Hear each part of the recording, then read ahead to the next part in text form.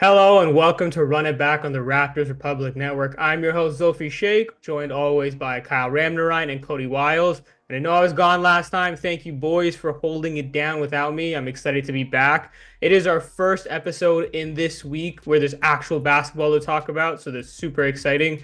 And with the season well underway, we've had a pretty exciting week of hoops to cover and chat about. So we're going to recap that, go over the schedule, break it down, give you our thoughts. And as the 905 sickos, we will have a 905 report for you guys and then look at the week ahead. But before anything else, make sure you like, subscribe, comment, let us know what you think is going well, what isn't, and make sure you check out the Raptors Republic YouTube page. But now we're not going to waste any more time and we are going to get into it. So let's run it back.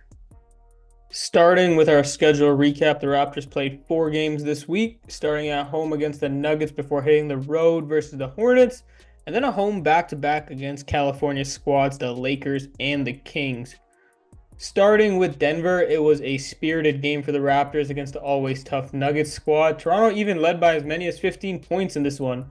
Barrett made his regular season debut, which was pretty exciting, after missing time due to a shoulder sprain suffered in preseason. And although it wasn't his most efficient night shooting, going 9 for 20, he still finished with 20 points, and it was nice to have the Maple Mamba back on the floor for the Raptors. Now, speaking of Canadians, Kitchener's finest, Jamal Murray sent this game to OT on a reverse layup, and then 3-time MVP Nikola Jokic basically got to work, scoring 7 of his 40 points in the extra frame to put the Raptors away for good. Now, Barrett did get a look from 3 in the final seconds, but wasn't able to knock it down, and the putback efforts also fell short. Now, if the narrow loss wasn't tough enough, the game proved even more costly, as it was later announced that Scotty Barnes, who finished with 21 points, 12 rebounds, 9 assists, and 5 steals, suffered an orbital fracture on display here after contact with Jokic, and he'll miss at least 3 weeks before being reevaluated. A brutal loss for the already shorthanded Raptors, who are without Quickly, Bruce Brown, and Olynyk, and the BBQ trio just hasn't played a game together this year. Moving on to Charlotte, the Raptors started that game pretty ugly and were able to make it a game, thankfully, but early on they were down as many as 23 points and just scored just 16 in the first quarter. LaMelo Ball was basically dancing all over the Raps, hitting one-legged threes, as the Hornets as a whole were on fire from downtown, nailing 20 triples on 44% for the night. Now, Toronto's offense did wake up as the game progressed, even taking its first lead of the game in the third quarter off a Gradey Dick tip shot.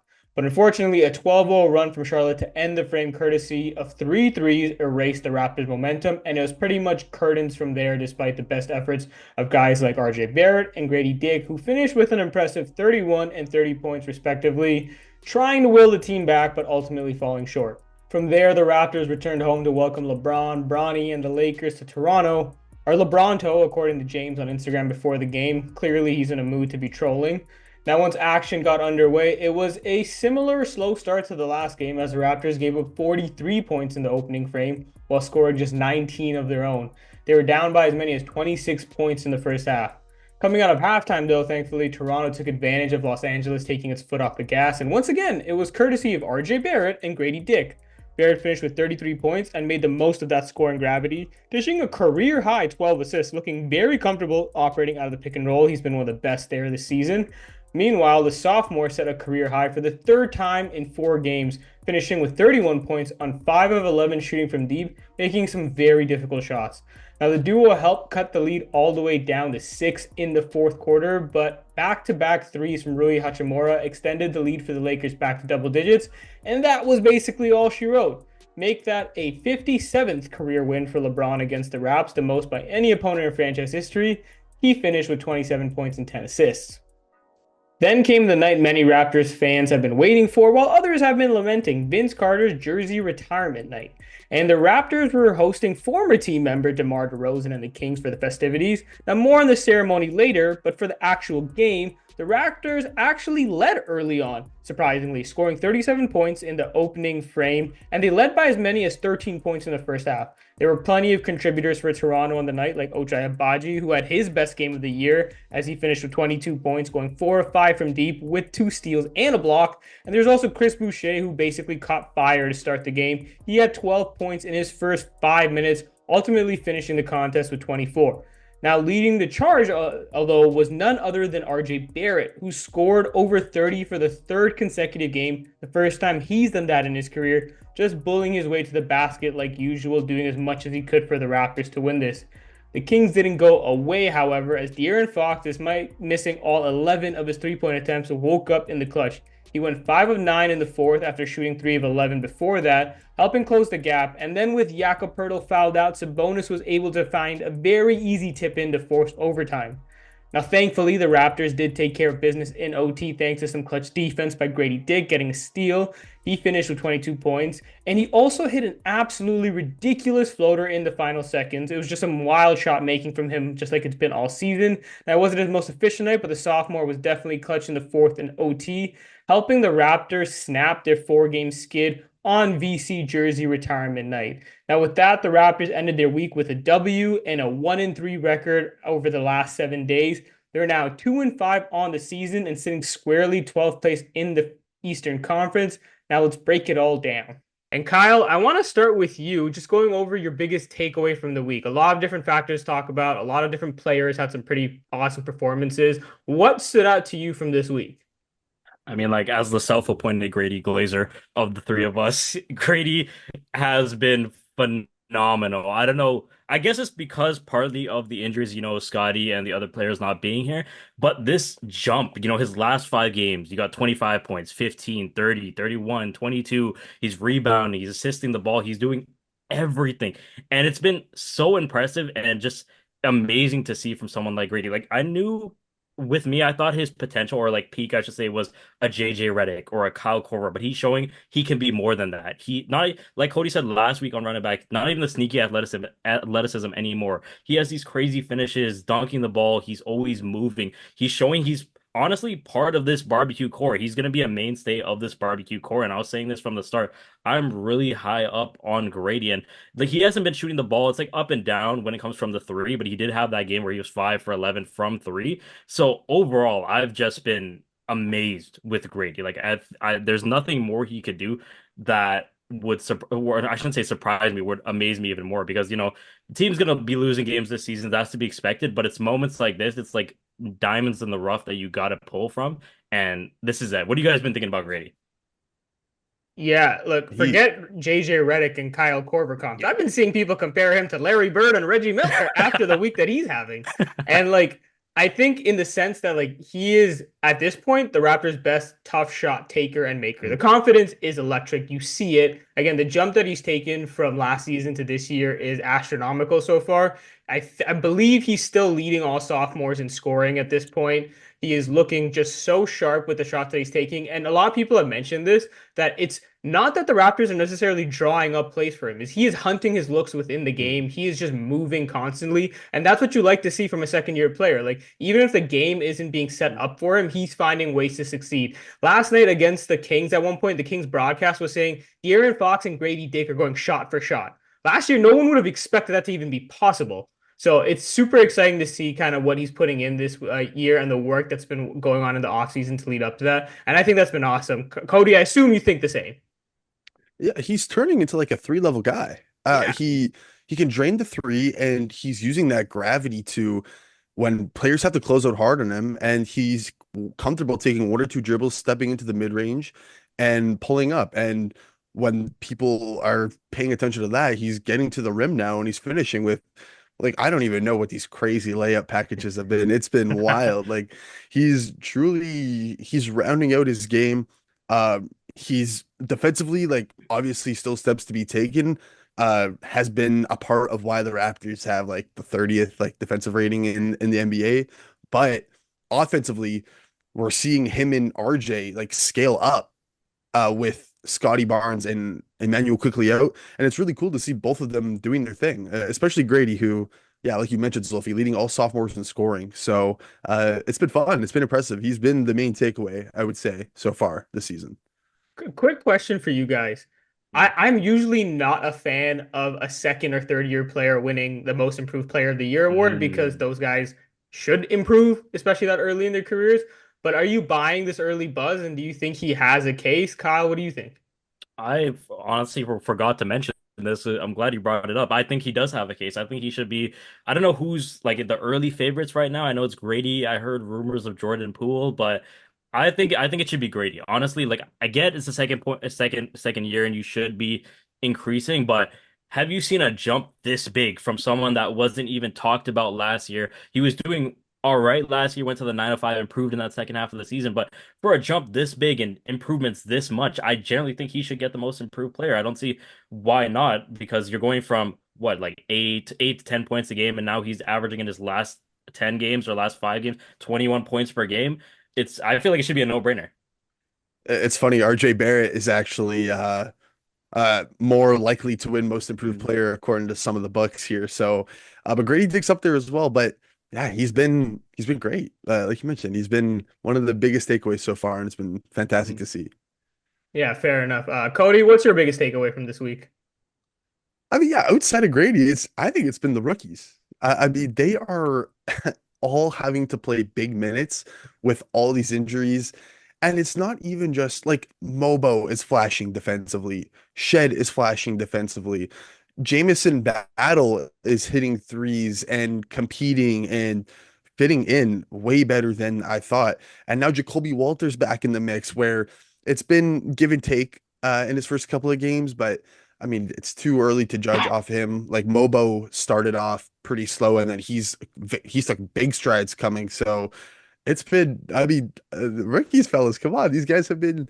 There was one point last night against the Kings where Jamison Battle, Jacoby Walter, Jamal Shed, and Jonathan Mobo were all on the floor together, and they looked great. So it's been super fun to be. Yeah, you mentioned it last night. That rookies plus Chris Boucher stint that happened. That's exactly what Yeah, I'm talking about. most Yeah. times you would have guessed that those are just definitely losing minutes, but they won those Mhm. minutes, and it was a nice spark for the team. And that's what you want to see. You want to see a team with young guys making the most of an opportunity. And we haven't really touched on it, but this team has been just brutally decimated with injuries. Scotty Barnes is now out for at least 3 weeks with an orbital fracture. We'll see what it's like when he's reevaluated, but they're just missing like four rotation guys who are just solidly in their lineup. And to see the rookies step up in that is impressive. And it's basically what you want out of a season like this and out of injuries that come. It's just making the most of the opportunity. Kyle, what have you thought about the rookies? I'm impressed by them overall. As I say, like guys like Shed, Mobile. Even when I did my what I don't know want to call it like the breakout game or like the preseason against the Philly with when Mobo just went crazy. He was doing everything on the floor, and I'm glad to see that level of energy continue up to with a guy like Jacoby Walter too. He's always moving. He's always running this motion. Even if that shot's not falling, you could see that not just him, but all of these guys are making the most out of their minutes and they're hungry. They want to earn these minutes. They want to earn their place on this team. And it just has me excited for the future of the team. And that's the thing. It's not like they're like, yeah, there's some rookie moments for them, but the defensive intensity is up. They are playing with pace. They're moving the ball. They're playing the right way. And they've been a big reason why Raptors might be 2-5, but it's been kind of like they've been fun to watch. Like it's been enjoyable. I've enjoyed watching these guys. I think they're playing the right way. They're competitive, and it's the young guys leading the charge, even with Barrett and Grady scaling up as well, along with the rookies. So I've had fun.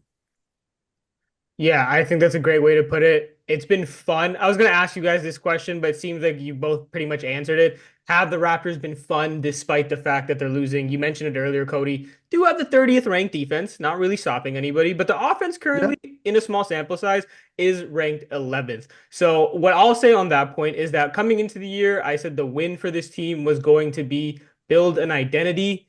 And so far, the offense has been their identity. They are scrapping in games even when they get down big. They're able to come back. It's been creative. They've been getting good shots. Again, we didn't even talk about the fact that RJ Barrett is looking fantastic in the pick and roll. He's been passing the ball really well. Ochai Agbaji is having a bit of a career resurgence early on in what he's been in these early games. So the identity is forming, which is what you want to see out of it. And Kyle, I'm just going to ask you because Coty already mentioned his thoughts a little bit, but Jacoby Walter did make his debut. What did you see from him, and what were your thoughts on his debut so far? Overall, too, it was like I was saying before. I'm not expecting him to come out and put up rookie of the year numbers or anything. I'm going to take the same approach I did with Gradey Dick and just take what he's given us. He didn't do too much for us, but that was what the box score said. If you look at the game itself, he's always moving, cutting. The energy is there on defense and offense. He's making sure that he's in the right spots, he's in the right place to get the ball overall. I know the shot isn't falling, but again, like with Gradey Dick, he could always spend some time with the 905 boys. He's going to grow into a player, and I generally see him being a stud for this team and being one of the better defenders on this team, at least. Overall, I'm not going to pick too much of it. I'm not going to nitpick his performances. I see there's potential there, and I know he could probably live up to it.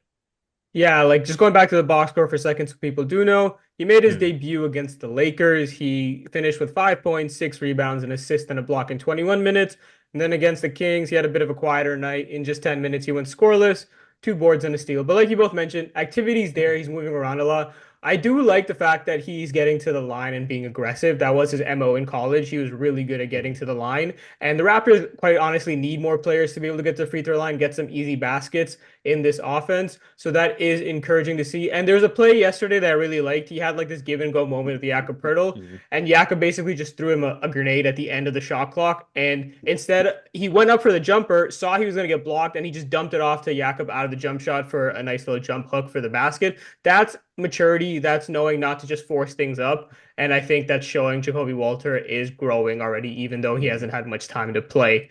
But I think in terms of the actual basketball that was played, that's pretty much covering it. But there was a very, very special moment for the Raptors. And I know people can debate this, but Vince Carter did have his jersey retired against DeMar DeRozan and the Sacramento Kings, the first ever player in franchise history to have their jersey go up in the rafters of Scotiabank Arena.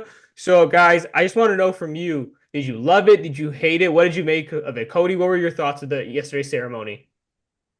Well, I happened to be in the building for it, and I thought it was great. I ended up even getting a, hold on here.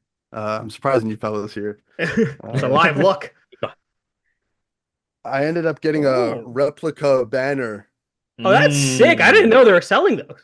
He's gonna hang it in his rafters. Yeah, I ended up getting a replica banner. So I thought it was great. I had fun. Mm. The moment was awesome. Vince Carter was showing a lot of emotion. Yeah. I thought the teammates being there was a nice touch. They got a loud ovation as well. I overall thought it was a fun moment. I hope as more Raptors get sent to the rafters at Scotiabank Arena, that it'll be more big moments like this. Of course, the first one is always going to feel great. And yeah, I mean, it sucks that there's still people that, hold on to the feelings. I mean, that's just my opinion. I think Mm. it's been a long time. And I think if you were in the building, you would understand just what it meant to him and what it meant to everybody who's chanting his name in the stands. Mm. Yeah, look, I'm with you, Cody. I personally think it was a top Raptors moment of all time. Like, obviously not bigger than the championship, but it was an incredible moment for the franchise. Again, the first jersey to be going into the rafters. And like you said, there was just a lot of emotions from Vince Carter. I think that's one of my biggest takeaways. Seeing him come out to that roaring standing ovation and just yelling back to the crowd was awesome. Like again, say what you want and debate about his exit and everything, and that's totally fair to feel the way you want to. But you can't deny the fact that the man was passionate about this moment. He was passionate about this experience and being a part of it. And he said it in his speech as well. This jersey is not just for him, this number 15 going up, it's for everyone. And again, believe him or not, the guy cares. And I think that was super awesome to see. And my biggest takeaway, you even showed the banner, Cody. I think the Raptors nailed the banner. I think it was perfect. It had him in the 2000 dunk contest that obviously is very iconic. And I think they just made it a perfect ceremony, perfect moment, not too long. I think it was done right. Kyle, what were your thoughts? Overall, I love that, like he has his banner going up and like you mentioned, the picture and everything. Now Vince is gonna be flying forever in Scotiabank Arena, It's overall I thought it was great. A new meme was born with him crying and screaming to the crowd. So you always gotta love that. I love that it went viral. But I think they did it right. Vince, like Cody mentioned, a lot of people are still kind of upset about the way he left. But if you look at a documentary like The Carter Effect, they mentioned in there without Vince and him selling those tickets, the Raptors might not even be in Toronto in the first place because they were thinking about moving, but since of all the revenue they generated, like that was one of the major reasons why they stayed in Toronto. So he did do a lot for the city, and he does deserve this. But another thing that happened that night was Drake on the sidelines. You guys heard he was just hating on DeRozan, and I don't know what it was. I don't know if DeRozan struck a chord or something, but it's like I think DeRozan deserves to get his jersey hung up in the Raptors. I don't know why we're hating, but do you guys think DeRozan should have his jersey retired for the Raptors? Cody, I'll let On you the go spot. first. Oh, I was just gonna say, go ahead, Zulfi, take this one. That's all you. Okay, yes, obviously. DeMar Yeah. DeRozan leads the franchise in, I'm pretty sure, points and minutes, and he is one of the franchise greats. And again, I will always go back to the moment when Chris Bosh left and DeMar DeRozan tweeted that I got us. No superstar before him had done that, not even a Kyle Lowry. DeMar DeRozan wanted to be here. He did not want to get traded. Ultimately, they had to do it to get Kawhi Leonard and win that championship. I understand. But DeMar DeRozan is one of the most important players in franchise history, a homegrown talent. He still loves the city. I don't see why he wouldn't have his jersey retired, to be quite honest. And I honestly think the Drake stuff is just him playing it up for the cameras, trying to get some Mhm. clickbait type of reactions. And he did. It was funny. And I think that was just Drake trying to be funny more than anything. I truly don't Okay. buy into the beef with the whole Mhm. Kendrick Lamar and like DeRozan being there with him. Maybe it's real and I'm totally wrong. I don't think they're actually mad with each other. I think it's more so Drake just playing it up to kind of get some reactions. And I think he was just trying to be funny. But yeah, in terms of DeRozan, his jersey absolutely should go up there. It should be after Vince, it should be Kyle and DeMar either together or Mhm. one after the other.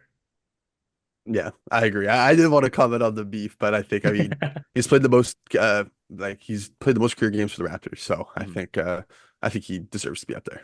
It's a conference finals too. People forget they did have their like shortcomings in the playoffs, but they went to a Mhm. conference finals, the first in franchise history, and DeRozan was obviously an instrumental part of that, so that matters. Isn't he the Raptors' all-time leading scorer? Am I wrong by that, DeRozan? Like in I think total he points, might I'm be. pretty sure in points per game, Vince Carter is still the top. Okay. I could be wrong, but I'm pretty sure that's the case. Uh, but yeah, Vince Carter jersey retired. Congratulations. VC will forever hang in the rafters of Scotiabank Arena. But that wraps it for the action from this week. And now it's time for a new segment that we're hopefully going to be doing every week with our 905 report. Get you guys caught up on everything in the G League. We're getting very close to the opening of the 905 season. So we obviously need Coty, our main man, covering the 905 this year for Raptors Republic. The rest of us will be doing some work as well, but he is in charge. Coty, I want you to lead this segment. Talk to us about what's going on with the 905 right now. Thank you, Zulfi. Thank you. I appreciate it. Yeah, 905, 6 days away. The season is heating up, and I feel like there's a lot more intrigue with the squad this season. So, hey, we're us three are going to be here together covering it. I don't think you're going to get any better 905 coverage anywhere else other than us three at Raptors Republic. Uh, Overall, I just want to start with your guys' just thoughts on the roster. I know I've tweeted it out a couple times. They haven't made their full cuts quite yet. They should be done here in the next couple of days. But what do you guys think of like a potential starting lineup of DJ Carton, Kennedy Chandler, Jamison Battle, Kevin O'Banner, and a Brandon Carlson? Some guys we've seen before, and the one newbie in Chandler. All right, Yeah, go I go can ahead, take this Kyle. first, or Yeah. yeah. So I was about to say I'm excited to see this whole lineup. Like when watching the preseason games, I didn't get to see too much out of DJ Carton, so I'm excited to see what he can bring to the team. And I feel like again, time with the 905 does good for all the rookies and does good for everybody. But who I'm really excited to see is Jamison Battle. I was covering the Philly game, and he had more fouls than points for a second, so he was scaring me. But then in the second half, he took over and he had 9 points in 2 minutes, showing off his shot from beyond the arc. So someone like him with his shooting ability, I want to see what he can do in the 905 if he earns a spot and gets called back up to the main roster for a more type of permanent position. But he's going to be who I'm having my eye on the most because he just impressed me in that one game. Yeah, for me, I'm hoping for consistency from the guard position for this 905 roster. I know the actual wins and losses of the 905 mean less than the development of the team, and I understand that. That's kind of the main point of a development team and that roster. But last season, especially with the injuries to Raptors, there was no consistency for the 905 from those guard spots. Marquise Noel was hurt for a lot of the season. Javon Freeman Liberty was going up and down. You had Amari Moore, who kind of flourished in the second half of the season, but he's not there anymore. Kobe Simmons isn't there, and even he jumped up to the Raptors for a game or two. So I would love to see some actual consistency from their table setters. I think that's super important for a G League team to kind of have guys to set things up. And I know you mentioned it in Kennedy Chandler as a new guy. Coty, hopefully he can bring some excitement to this Raptors team. And DJ Carton being there. I think we saw even at the Hey, Villa yeah. like he was pretty good. So I would love to see, and in the G League, he was actually very good last season. Mhm. DJ Carton was. So I'm hoping that consistency can kind of lead itself to 905. going back to its glory days a little bit, when the 905 started in the G League, they were a very, very good team. They won a championship. So they don't necessarily need to do that, but I want to see that consistency from the guard spot to kind of help the development of this team because it's really hard to kind of develop and get good when you're not getting good guard play and setting your guys and your bigs up, especially you have some young new bigs. O'Banner's back, which is nice, but Jamison Battle is going to need somebody to set him up. Ulrich Shamshe, you really want to see what he can do. It's going to be a lot easier if you have guards who are putting him in good positions. So I think that's going to be super important. That's what I'm looking for. Yeah, I think Carton in particular is primed to be the go-to guy for this iteration of the 905. I mean, he seems to be the likely candidate. I mean, Javon Freeman Liberty last year took 18 shots a game. So somebody's going to need to take those, and I think Carton's going to be that guy. He's entering his fourth year of play in the G after, and he's improved year after year. Last season, 18 and a half points, 5.5 assists, 3.5 rebounds, and he shot nearly 40% from three on 4.5 attempts per game. Um, I want to see him jack those 3-point numbers up. Like instead of 4.5 per game, let's get it close to maybe 5, 6, 7 with a more prominent role. And I think that'll just help everybody play off him. If he's able to attack as well, kickouts to Jamison Battle for three all day. He can run the two-man game. I'm interested to see the two-man game with him and Brandon Carlson, who I'm a fan of, and that they were able to get down there with the 905. I know Kyle likes Carlson as well. So I'm glad that they're able to get him. O'Banner was solid for the 905 last season. I think the squad's all right. And Kyle, we're talking about all these guys and we're not even talking about the draft picks yet. And we'll see how much Jacoby Walter gets down, Jonathan Mobo, and we've all heard that, Jamal Shed might not be getting quite as much run with the 905 as we think. He might be, I mean, you can just look at the play. He's been impacting the Raptors with the big club, and Mobo as well, for that matter. Who knows how much time he's going to get now? I would still think they would get some run, but I'm interested to hear what you guys think. Like if Shed doesn't get any time with the 905, I won't be too upset. But I think right now the team kind of needs him, obviously because of the injuries and such. But it's never a bad thing for him to be playing with the 905 and getting reps. Like reps are never a bad thing for him to go down there. So at the current moment in time with how the team is, I don't see him going to the 905 because they kind of need his guard play, his defense, things like that. But if the guys come back, quickly comes back, we have the full squad back, I could see him going down there and getting a couple games in. I honestly want to see him go down there and get a couple games in because he'll get more minutes and he can develop a little bit better than the minutes he'd be getting on the main roster. So overall, I think he should. It just depends on the situation. I agree. Yeah, I'm in the same boat. I think if you asked How about before Mobo, the Zulfi? season, Mobo, yeah, like I think he needs some 905 time. I think just kind of being put into better positions and again dealing with the speed of the game is important for him. His decision making is pretty sharp, but sometimes he does get out of situation. Again, even yesterday, Darko kept him in that game against the Kings with 3 fouls, and then DeRozan kind of did what DeRozan does, got him a fourth, and then Mobo was pretty ineffective after that. So it's one of those things where he just needs to kind of keep up with the speed of the game, and reps are going to be the most important thing for that. I think we see the potential, like we've all been using the word flashes. I think those are super important, but especially offensively to kind of refine his game, I think the 905 can be super important. But I think for both these guys, given the trajectory of the main roster and obviously injuries right now, it's going to be probably a lot of double duty. It's not going to be where they're just with the 905. I think again before the season started, people might have thought that they're going to be just having extended 905 stints, but with the way this roster is going, I think it's going to be a lot of them going back and forth when there's home games for the Raptors and the 905 at the same time, double duty, and that's not a bad thing. That's basically when the 905 was good, that's what they were doing with Fred VanVleet and Chris Boucher and those guys and OG Anunoby. They were sending them up and down, even like a Norman Powell. And especially come 905 playoff time, those guys were really putting in a shift in the G League. So I think that's probably the trajectory of this 905 team. And Jamal Shed and Jonathan Mobo are on right now. Yeah, like, see, I like the 905's team without the rookies of Mhm. Walter, Mobo, and Shed in the lineup. And then if one, two, or even all three of them are down with the 905 at some points, it's a pretty good team. And somebody else I wanted to touch on real quick was Charlie Brown Jr. He's a guy they brought in late into camp after Jared Rhoden, who they wanted with the squad was cleaned by the Hornets, and Jemias Ramsey, who opted to return to OKC, forfeit the bonus he was going to get with Toronto, and go back to play for the OKC Blue. Yeah, he's 6'6", 16 and a half points, 5.5 boards, and he shot 35% from three on nearly 7 attempts per game last season with the Westchester Knicks. So I think he's somebody who can make an impact and maybe could scale up when the Raptors rookies aren't in the lineup. Of course, we all want to see over Shamshay.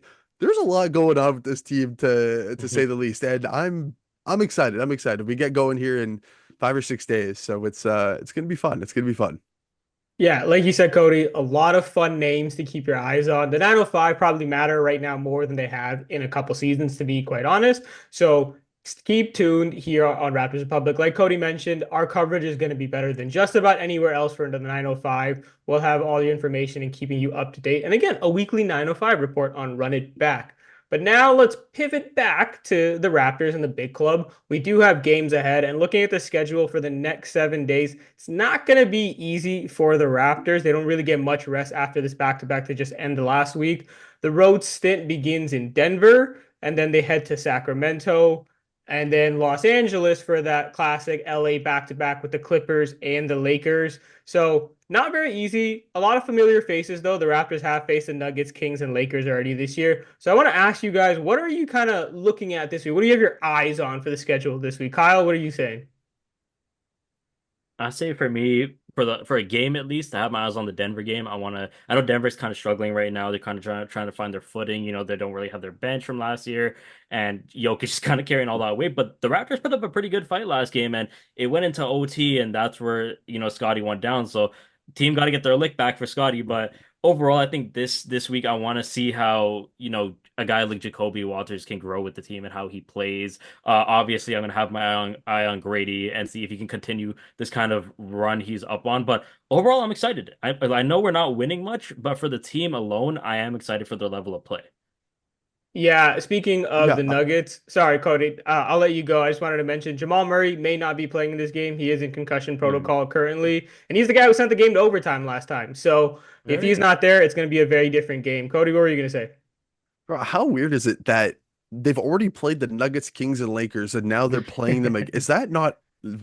Is I don't that think that's Yeah, happened recently. I can't remember a time where they've played, I don't. especially Western Conference teams. They're that's basically a weird ripping through schedule. their West schedule early on, which you don't normally see. Yeah. Yeah, I'm not sure what's going on with that, but nonetheless, they will be playing them again, so it'll be interesting to see how these matchups go again. I'm more so focused more of the whole team structure. Like, yeah, Kyle, you rattled off. Like seeing Grady and what he looks like will be cool. Seeing Jacoby get more reps will be cool. But just like I just want to see them keep playing the right way, keeping the defensive intensity up, still playing with that pace I mentioned, keep moving the ball, which is what they keep doing. I'd like to see them defend better. That would be nice. They're playing Mhm. these teams again. They've gotten a look at them. They're a bit more healthier now going into these games, so maybe we can see some improvement. But yeah, 2-5, and they've been playing the right way, and they've been competitive. So, I'm they've gotten better as the season's gone on. So just keep doing their thing, keep grinding. Yeah, like you guys have mentioned, fun basketball. Hopefully, that's what we get from the Raptors. For me, I kind of want to see a big week from Jakob Poeltl. These are some tough matchups for him. Again, guys he's played against: Jokic, Sabonis, 88, and now Zubac is going to be part of that as well, who's no slouch as a big man. And those guys have all had pretty good games. Jokic had 40, Sabonis a triple double, 80 had 38 and 11. These are guys who, like, we know Poeltl is a good defender, and you are asking him a lot. These are all world players. Don't get me wrong.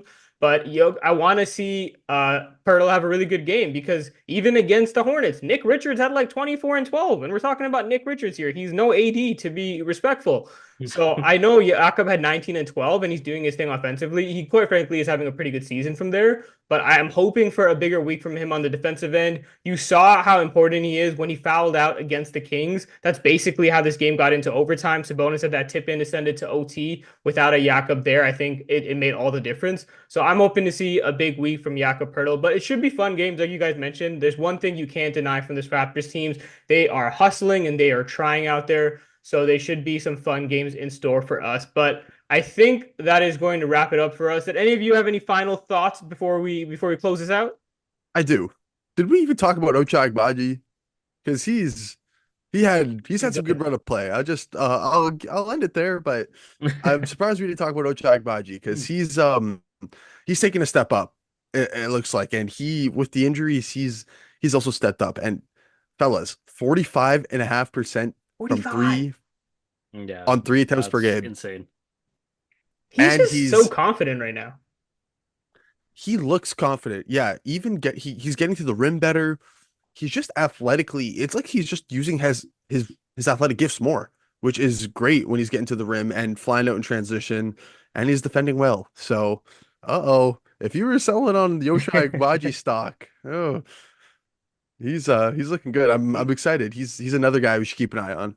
Yeah, he's looked fantastic. All I'm saying is my preseason piece on breakout candidates was Ochai Agbaji, Gradey Dick, and Davion Mitchell. Maybe the last one hasn't panned out so far, but he's still doing okay. But the first two are doing pretty Gotta all right. agree. Again, Ochai Agbaji, 45%. I don't think anybody would have guessed that. We would have been happy with 35%. So Mhm. super awesome to see from him. Again, the confidence is oozing from these players, which is what we love to see. But that is going to wrap it up for this week's edition of Run It Back. I want to thank you for tuning in for another edition where we recapped everything in Dino Land. Again, another jam-packed week of action. Like we talked about, some breakout performances and some history with the first ever jersey retirement. Once again, congratulations, Vince Carter. But we'll be back next week to recap the next 7 days of Raptors basketball. But until then, make sure you subscribe to the YouTube channel to get your weekly fix. Obviously, we'll have Samson Folk doing his breakdown videos and mailbag like always. S is going to have his post-game recaps and all the other video and pod contributors in between. And if you're looking for even more in-depth analysis and breakdowns, go to raptorsrepublic.com where you can have everything free to enjoy. So please be sure to join the community. Lots of chat going on there. But for Coty, myself, and Kyle, we want to thank you, and we will see you next week when we run it back.